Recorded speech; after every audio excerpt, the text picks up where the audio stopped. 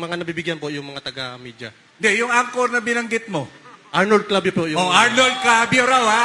Malinaw, ha? Para malinaw, Arnold Clavio. Yung mga meeting place po nila sa may prologue. Good afternoon po, ako po si Mario si Sinisa Jr. Nahir po ako kay boss. Diretso po ako, na-assign po ako sa isang PR na taga-media na si Bernard Peralta. Doon ko po nakita yung mga nabibigyan po na mga paper bag na mga anchor na mga taga-media. Kagaya po ni Arnold Clavio.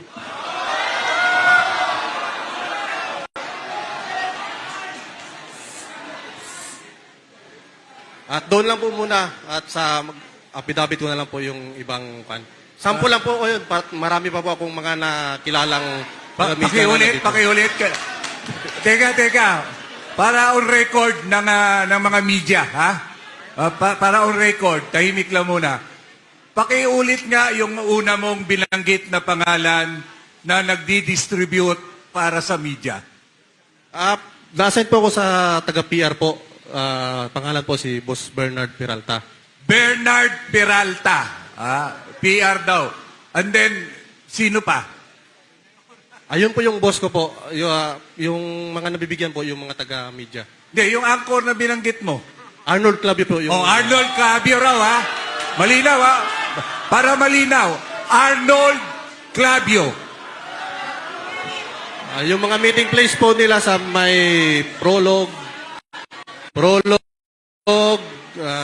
Pio's Kitchen, Baro, marami pa pong iba.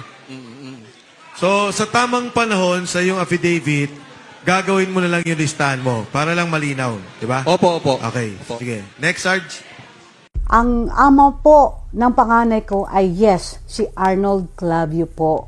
Siya po yung ama ng panganay ko. Okay? Nagkakilala po kami ni Arnold Clavio noong pong ako po ay nakapiit pa sa Al-Ain Central Jail. Dahil dinalaw po nila ako doon, kasama po si Mr. William Gatchalian. Siya po yung nagbigay o nag-donate ng $40,000 para sa blood money. At kasama po nila doon si Arnold Clavio, yung ninong ko po, si Kuya Peter Singh, at isa pa pong veteranong broadcaster o reporter na nakalimutan ko lang yung pangalan niya. So sila po yung bumisita sa akin doon. So doon po ko unang nakita si Arnold. So naging close po kami ni Kuya Arnold, kung tawagin ko siya noon. Dahil po nung pag-uwi ko po dito sa Pilipinas, dyan sa Pilipinas, noong August 1, 1996, isa po siya sa nag-cover noong nung kaso ko, nung pag-uwi ko, even sa pag-uwi ko sa probinsya. In fact, naging exclusive pa nga niya dahil hindi nakasama yung isang reporter sa kabilang station. Iniwan sa Channel 2, iniwan nila. Okay? So, kaya po kami naging close. So, kuya-kuya po yung tawag ko. Ngayon, sa lahat ng mga nakakakilala personally kay Arnold Clavio, alam niyo po kung gaano po siya kakingkoy.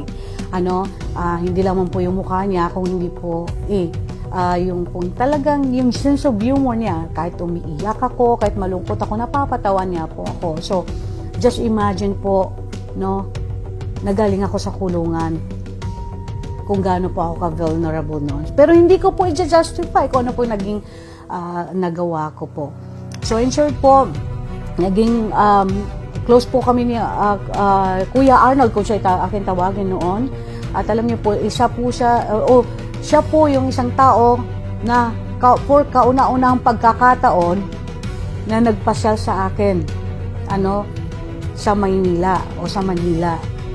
At siya din po yung kauna-unang tao na nagyaya sa akin manood ng sini, nagdala sa akin manood ng sini sa Maynila. So ako naman po tuwang-tuwa, napakabait naman ni Kuya Arnold. At yun na nga po, hindi ko po, yun po pala. So marami pa pong kwento pero ayaw ko pong ikwento ngayon. So yun lang po, inaamin ko na si Arnold Clavio po yung tatay ng panganay ko pong anak. At alam ko po nagkasala po ako at saludo po ako sa kanyang may bahay, sa kanyang asawa. Ang ama po ng panganay ko ay yes, si Arnold Clavio po. Siya po yung ama ng panganay ko. Okay? Nagkakilala po kami ni Arnold Clavio noong pong ako po ay nakapiit pa sa Al-Ain Central Jail dahil dinalaw po nila ako doon kasama po si Mr. William Gatchalian. Siya po yung nagbigay o nag-donate ng $40,000 dollars para sa blood money. At kasama po nila doon si Arnold Clavio, yung ninong po ko po, si Kuya Peter Singh, at isa pa pong veteranong broadcaster o reporter na nakalimutan ko lang yung pangalan niya. So sila po yung bumisita sa akin doon. So doon po ko po unang nakita si Arnold. So naging close po kami ni Kuya Arnold, kung tawagin ko siya noon. At dahil po nung pag-uwi ko po dito sa Pilipinas, dyan sa Pilipinas, noong August 1, 1996, isa po siya sa nag-cover noong nung kaso ko, nung pag-uwi ko, even sa pag-uwi ko sa probinsya. In fact, naging exclusive pa nga niya dahil hindi nakasama yung isang reporter sa kabilang station. Iniwan, sa Channel 2, iniwan nila. Okay. So, kaya po kami naging close. So, kuya-kuya po yung tawag ko. Ngayon, sa lahat ng mga nakakakilala personally kay Arnold Clavio, alam niyo po kung gaano po siya kakingkoy.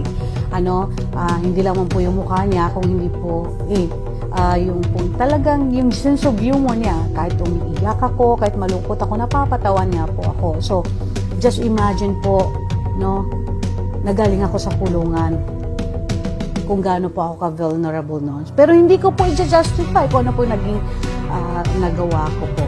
So in short po, naging close po kami ni Kuya Arnold po siya aking tawagin noon. At alam niyo po, siya po yung isang tao na for kauna-unahang pagkakataon na nagpasyal sa akin sa Maynila o sa Manila. At siya din po yung kauna-unang tao na nagyaya sa akin manood ng sini, nagdala sa akin manood ng sini sa Maynila. So ako na po tuwang-tuwa, napakabait naman ni Kuya Arnold. At yun na nga po, hindi ko po, yun po pala. So marami pa pong kwento pero ayaw ko pong ikwento ngayon. So yun lang po, inaamin ko na si Arnold Clavio po yung tatay ng panganay ko pong anak. At alam ko po nagkasala po ako at saludo po ako sa kanyang may bahay, sa kanyang asawa.